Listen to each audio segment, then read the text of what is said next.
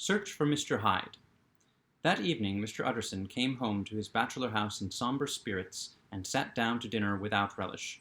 It was his custom of a Sunday, when this meal was over, to sit close by the fire, a volume of some dry divinity on his reading desk, until the clock in the neighboring church rang out the hour of 12, when he would go soberly and gratefully to bed. On this night, however, as soon as the cloth was taken away, he took up a candle and went into his business room. There he opened his safe, took from the most private part of it a document endorsed on the envelope as Dr. Jekyll's will, and sat down with a clouded brow to study its contents. The will was holograph, for Mr. Utterson, though he took charge of it now that it was made, had refused to lend the least assistance in the making of it. It provided not only that, in case of the decease of Henry Jekyll, M.D., D.C.L., LL.D., F.R.S., etc., all his possessions were to pass into the hands of his friend and benefactor Edward Hyde, but that in case of Dr. Jekyll's disappearance or unexplained absence for any period exceeding 3 calendar months, the said Edward Hyde should step into the said Henry Jekyll's shoes without further delay, and free from any burden or obligation beyond the payment of a few small sums to the members of the doctor's household. This document had long been the lawyer's eyesore. It offended him both as a lawyer and as a lover of the sane and customary sides of life, to whom the fanciful was the immodest. And hitherto it was his ignorance of Mr. Hyde that had swelled his indignation.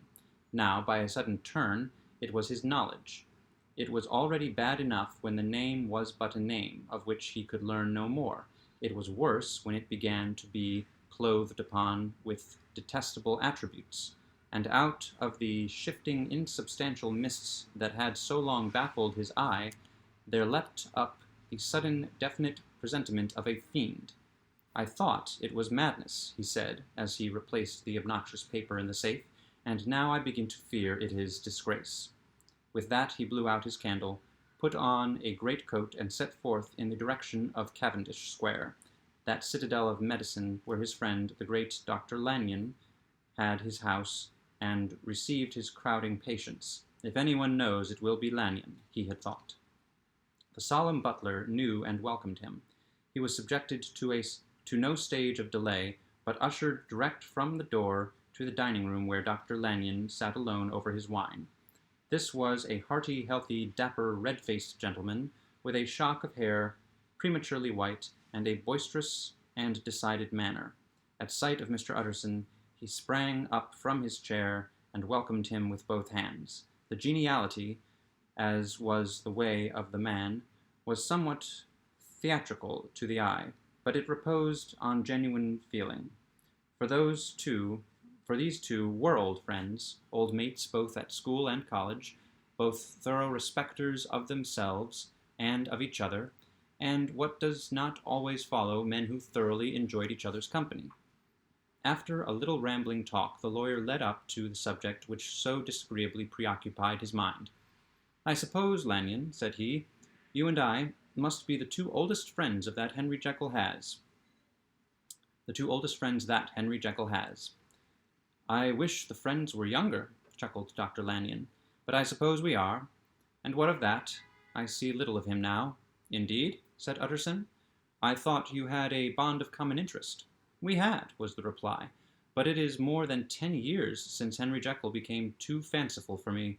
He began to go wrong in mind, and, though of course I continue to take an interest in him for old sake's sake, as they say, I see, and I have seen, devilish little of the man. Such unscientific balderdash," added the doctor, flushing suddenly purple, "would have estranged Damon and Pythias." The little spirit of temper was somewhat of a relief to Mr. Utterson.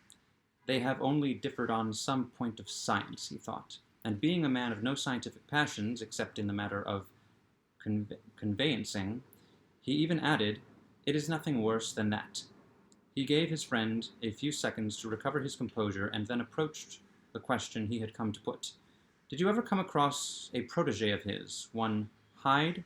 he asked. "Hyde?" repeated Lanyon. "No, never heard of him.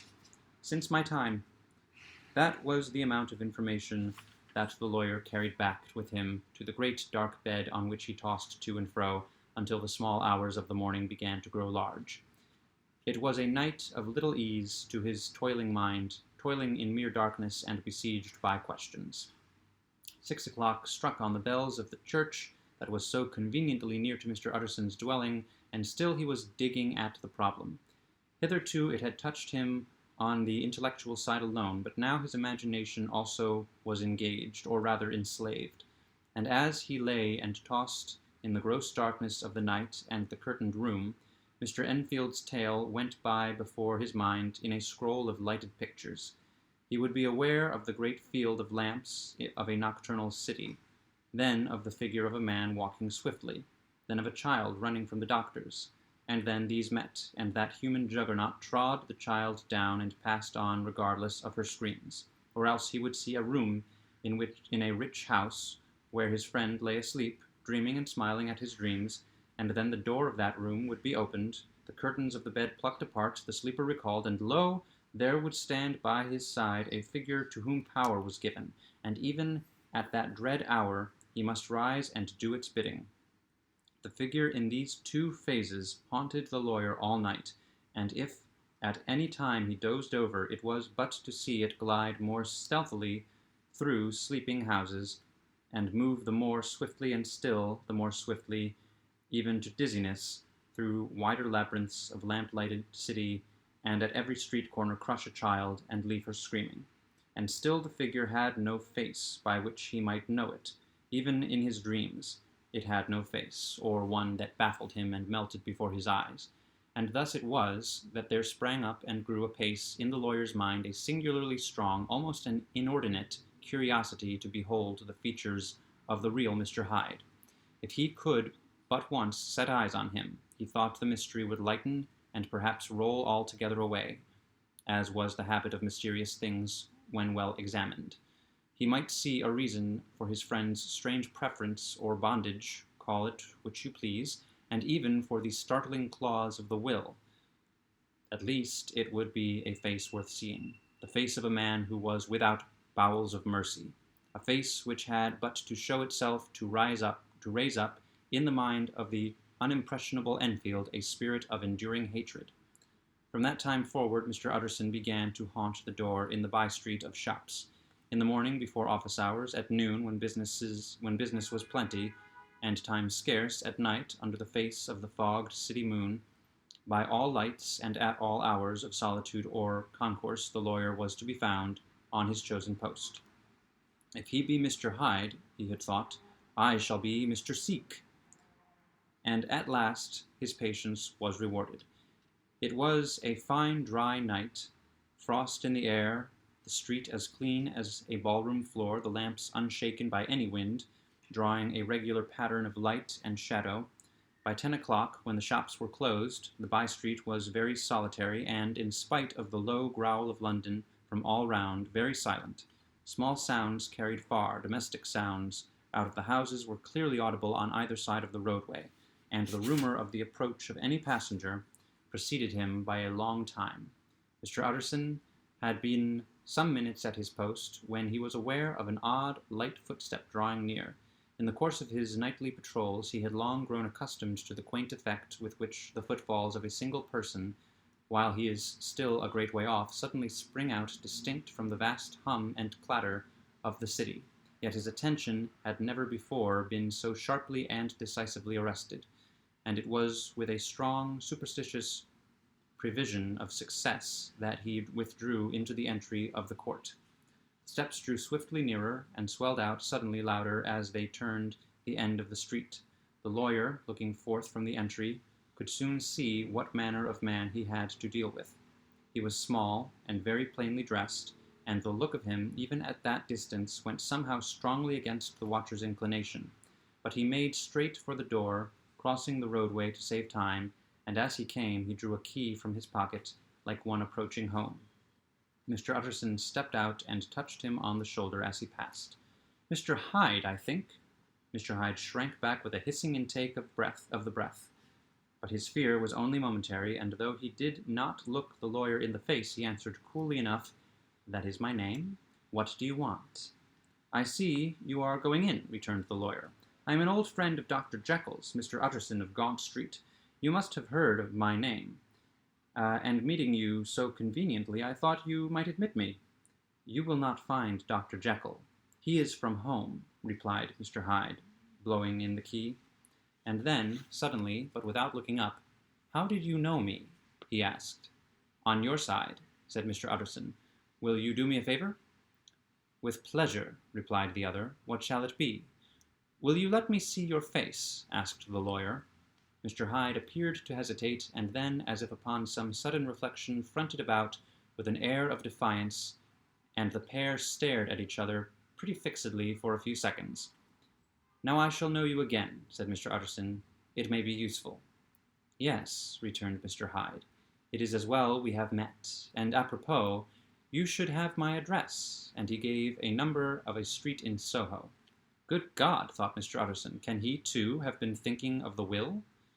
But he kept his feelings to himself and only grunted in acknowledgment of the address. "And now," said the other, "how did you know me?" "By description," was the reply. "Whose description?" "We have common friends," said Mr. Utterson. "Common friends," echoed Mr. Hyde a little hoarsely. "Who are they?" "Jekyll, for instance," said the lawyer. "He never told you," cried Mr. Hyde with a flush of anger. "I did not think you would have lied." "Come, Mr. Utterson." "Come," said Mr. Utterson. "That is not fitting language." The other snarled aloud into a savage laugh, and the next moment, with extraordinary quickness, he had unlocked the door and disappeared into the house. The lawyer stood a while, when Mr. Hyde had left him, the picture of disquietude. Then he began slowly to mount the street, pausing every step or two, and putting his hand to his brow like a man in mental perplexity. The problem he was thus debating as he walked was one of a class that is rarely solved. Mr. Hyde was pale and dwarfish. He gave an impression of deformity without any nameable malformation. He had a displeasing smile. He had borne himself to the lawyer with a sort of murderous mixture of timidity and boldness, and he spoke with a husky, whispering, and somewhat broken voice. All these were points against him, but not all of these together could explain the hitherto unknown disgust, loathing, and fear with which Mr. Utterson regarded him. "There must be something else," said the perplexed gentleman. "There is something more, if I could find a name for it. God bless me, the man seems hardly human. Something troglodytic, shall we say? Or can it be the old story of Dr. Fell? Or is it the mere radiance of a foul soul that thus transpires through and transfigures its clay continent? The last, I think. For, oh, my poor Henry Jekyll, if ever I read Satan's signature upon a face, it is on that of your new friend." Round the corner from the by-street there was a square of ancient, handsome houses, now for the most part decayed from their high estate, and let in, flats and chambers, to all sorts and conditions of men, map engravers, architects, shady lawyers, and the agents of obscure enterprises. One house, however, second from the corner, was still occupied entire, and the door of this, which wore a great air of wealth and comfort, though it was now plunged in darkness except for the fanlight, Mr. Utterson stopped and knocked. A well-dressed elderly servant opened the door. "Is Dr. Jekyll at home, Poole?" asked the lawyer.